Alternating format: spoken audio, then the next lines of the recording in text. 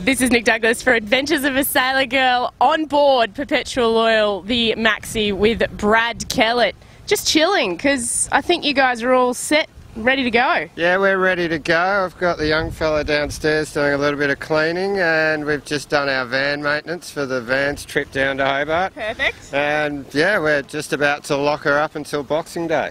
Absolutely incredible. Now, Brad, something else that's pretty awesome. You're coming up to your 25th Hobart. Yeah, it's a big milestone this year. It was something that when I was 16 I never really thought I'd do consecutively, but now that I'm here it's pretty cool, and going to try and enjoy every moment of it. Some people would think it's awesome, others might think it's madness. Yeah, I don't know how intelligent I am for it, but anyway, that's life. And there's some people that it's just in our blood and we do it every year, and there's other people that look at us like you're insane. Yeah. So it just takes some to know one, really. Exactly. Yeah, well, that's why sailors love each other, because we've all got a little bit of that insanity level under the hood. Salt water in the veins. Absolutely awesome. Now, you're going on Loyal this year. It's a good way to mark 25th. It's a nice way to mark 25th. I was pretty stoked when Belly asked me to be a part of the crew, and I've been looking after her for 4 months now, and so we've started in Wollongong with the boat in a million different pieces, and it's quite a nice accomplishment to be sitting here today ready to go, and all the crew are touring around New South Wales, and we're just waiting for Boxing Day. Sounds pretty easy, really. I mean, because a lot of people in the lead up to this Hobart, I mean, Loyal didn't make it last year or the year before, so, I mean, she did need an overhaul. She needed an overhaul. The guys at Mid Coast Boat Builders in Newcastle did all of the re-engineering work. Excellent. And we were able to pretty much do all of the boat building in a 3-month stint. And then once we got there, we started putting the boat together in Newcastle. So Chris Maxted from the Comanche crew and myself did all of that work with help from Sydney Rigging and Electric, and just between Chris and I and the contractors we plugged away, and we were able to get the boat down here on the 1st of December. Perfect. And since then we've just been doing 3 weeks of training and a couple of days off here or there. And it's been quite a nice lead up, really. She's looked really good. I've seen her a few times out training and she looks fantastic. Thank you. We're really happy with the way the boat's going. We purposely left our big spinnaker on the dock for the Solus Big Boat Race just to tone things down a little, and I think that was a pretty good call. So we just went out there with our A3. It was a brand new sail, so we had to learn how to use it anyway. And we were happy with our result that day. All the crew, it was the second time the crew had sailed together, and everyone went really well. Rocket ship uphill, I think. Yeah, we're trucking uphill, so look out. That's awesome. And speaking of the crew, there's yourself, you're new this year, a few less celebrities, but only in terms of popularity and mainstream, because there's quite a few rock stars from Comanche on board. There's about 10 Comanche guys, and then about 10 Australians, including Tom Slingsby, and he was driving during the Solos Big Boat Race. And then Belly was standing there operating the keels, and we have Herman Winning, one of the old 18 guys, calling shots. And so we have a good afterguard with Tony Mutter as well, from the just holding it all together as our sailing master. You need that. And, and then working forward, Albie Pratt from North Sails. We love the Albie. Mal Parker, who's another young Australian. So we've got a couple of young Australians on board as well. That's nice. From the 2000 Cup. Yeah, we're pretty happy to be going yachting together. And then pretty much working through a whole bunch of Comanche guides to Flano on the foredeck. Yeah, Flano and Mitch White I noticed up there having a bit of banter during Solus. Mitch was helping us out. So but he'll be on Boat Jess. Yeah, he's headed back to Boat Jess. But it was nice to have Mitch on board, and we had a couple of other ring-ins for the Solos Big Boat Race, and it was just really good to have a little bit of assistance getting the big girl around the harbour. That's awesome. So your 25th Hobart, I think, is going to be a glamour, and I think a lot of us just really want to see Loyal make it, because we know how much effort goes into the program. Oh, absolutely. There's 4 months of effort. It's been a lot of work, and we'll be very disappointed if we don't make it this year. Everyone will be, to be honest. Pretty much re-engineered the foredeck of the boat, and the forward slamming areas. They're a lot stronger than what they used to be. And considering the boat was just designed to break records and go downwind everywhere, I think she's now a really good all-rounder. That's awesome. So we've been very fortunate with Belly's support, And to be sitting here today is just a great thing, waiting for Boxing Day on Monday. That's awesome. And to mark the 25th Hobart, for those who may not have heard, Brad is marking his 25th this year, which is a milestone in itself, but a record that will never be beaten for someone of your age. I mean, 18 is now the first year people can say. That's right. So I was quite lucky to start in 1992 at the age of 16. Yeah. Darren Dagsy Sonogle started at 14, but Dags has missed a few years in the interim. Slacker. And then, so he actually beats me by about 3 weeks to be the youngest, full stop. So it's been a pretty good race over the last 25 years between Dags and I. A race in itself. Yeah, a race in itself. But Dags and I are still pretty good mates, and we've done a lot of miles together. And so congratulations to Dagsy 2 years ago for never being able to be beaten on the youngest. But you'll take the 25th. Yeah, I'll take the 25th consecutively. Yeah, sick.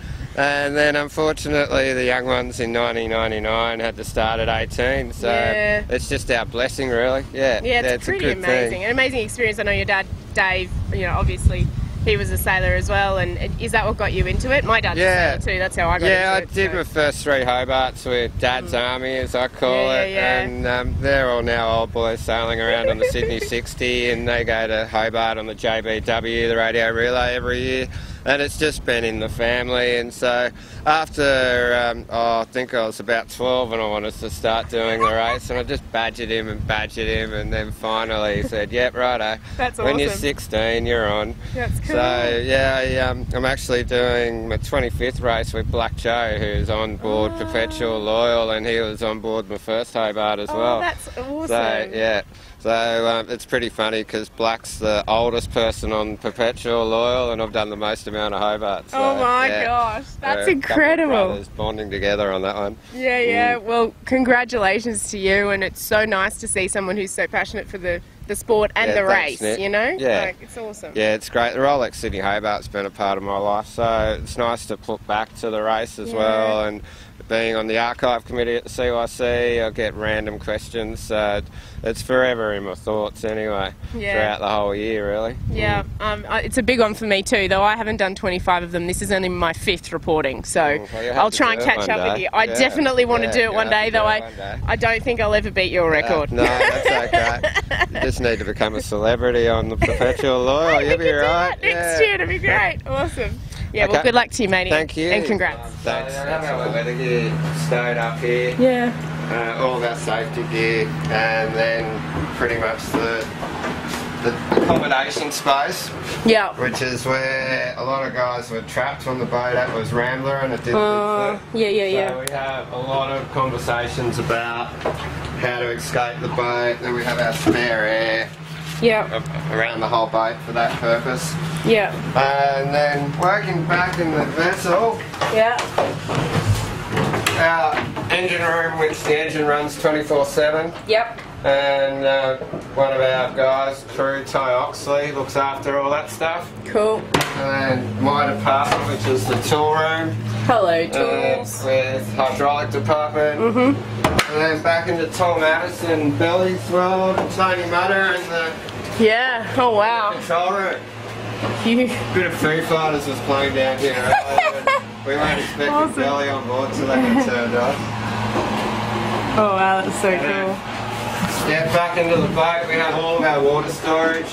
Primary anchor, hydraulic oil, spare main sheet, spare main aid, sail repair kit, and we're going to Hobart. Perfect. And the little back hatch too. The little back hatch. Just doesn't get used that often when it's rough, but could be useful. Talk on a radio to us copy. So he'll just sit down here if he needs to communicate. We'll just talk on comms. Yeah, that works. Wow. Yeah, she's so compartmentalised. Like, the water ballast tanks. Water ballast tanks, thanks Will. Vital part of the yacht's powerfulness. So awesome. These water ballasts really kind of, as well as helping us keep upright, they help keep the bow out of the water when we're really sending it. For sure. We had a training session the other day and we got up to 32 knots without water ballast, so we're looking forward to the downwind sections. Far out, you guys are going to smoke. Really hope so. It's going to be a quick one, I think. Awesome. Whee! Boys in red shirt, a little dusting. Yeah, everyone's got the measure. Yeah. Perfect. Okay, cool. Thanks so much for having me, guys. No worries. Amazing. Yeah, more really good. I'll bring it up here if you want. I'll just stick the camera around the corner, but it looks, that's so city. Looks like a, wow. It's all locked off, like, it's basically like a bigger mocker, like all the compartments. Yeah. That's the bow, guys. We don't have anything forward of here. Yeah. It's just all empty. Yep. Wow. Awesome. And the priorities, the kettles. The kettle, Peter Caligula's as well, standing down here pumping food and coffee and tea up there as well. That's awesome. Oh, cool. This is Nick Douglas for Adventures of a Sailor Girl with Anthony Bell, the skipper of Perpetual Loyal. Feels like Groundhog Day, just a little bit. Yeah, sort of back again. Some might say it's gone fast since we were all here last time, but for us, having broken down last year, it's certainly gone slowly. So we're looking forward to making amends for that, getting out and trying to give the boat back some credibility. I have to say that there's so many people who secretly, I think, are on the Perpetual Loyal bandwagon just to see you guys get there. Yeah, I think it's like I said, we've got a lot of support. We've certainly earned our underdog sort of tokenism. But in saying that too, this boat's had a lot of bad luck. So we're sooner or later the good luck's got to shine on us, and that's what we're hanging on to. I don't think I would rate you as an underdog in any means, especially after seeing it in the past few weeks in action. It's looking good. Yeah, we were sharp on Big Boat Race Day. It's only a harbour race, but we walked away from that with a good feeling about it. We got to sail on a few different angles, and we got to go boat to boat with the other guys. So yeah, we're comfortable that we're sort of in the mix. Yeah. The conditions are going to be the thing, and so like I said, that right now has changed dramatically in the last 12 hours or 14 hours. So I'm sure there's going to be a few more changes. We're going to get stressed about it. Yeah, I'm sure that the guys on board Loyal, unlike most people in the fleet, would have really loved to get that water ballast happening into 25 knots of southerly. Yeah, if we can get that, I mean, as much as we can get out of the south is good for us. We'll make some gains on that, and then depending on how much VMG and light air running there is versus a bit of reaching, we can put that on our Christmas wish list as well. Yeah. Well, but that said, you've got, the boat's been overhauled in terms of structure. Yep. Yeah, we have. We've put on a bit of a diet, and the configurations have all changed a lot. Sort of with the knowledge and IP that's come from the great team of the Comanche guys. So that puts something up our sleeve for it. But ultimately, yeah, it's a big piece of kit. So we've just got to make sure in those light, if things go light for us, we sink, and we just got to make sure that we can get some profit out of the race. We get it. Yeah, sure, and try and nurse it around that track. But I'm sure your number one goal is to get there, and I think hopefully, fingers crossed, that will happen. Yeah, look, I don't want to jinx you. No, I don't want you to jinx me either. Believe me. So yeah, it's a big thing for us to try and restore that credibility. So we learn enough about our boat and how hard to push it. So hopefully that comes into play if we need it. Yeah. So the boat's been overhauled. You've got an amazing crew on board. Headed by yourself, but then also with the likes of Tom Slingsby. Yeah, those sorts of guys are great. Even, we've got Volvo guys that have been around the world, America's Cup guys on the boat. They bring a wealth of knowledge, but they really gel well into that sort of loyal setup for us, which is what we like the most. Yeah, exactly. And then also, so we've got crew, we've got boat sails as well. We still haven't seen your biggest sails out. Nah, the A2 hasn't had a run yet. We probably could have taken it out on Big Boat Race Day, but we took the A3 instead.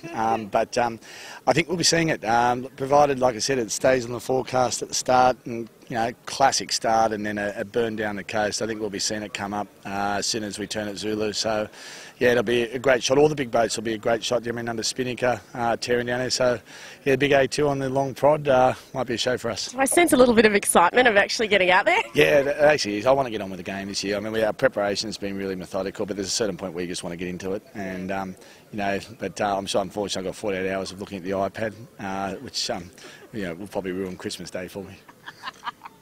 Well, hey, maybe, you never know what will happen. Maybe that front on the west coast of Australia will push out and we'll see a little bit more southerly for you. Yeah, we were hoping for a 2-sail reach all the way to Hobart, but we're not going to get that, I don't think. But hey, anything can happen 3 days out. Dear Santa. Dear Santa, yeah. I promise I'll be good next year. Awesome. Well, good luck, mate. Thanks, Nick. Good on you. No worries,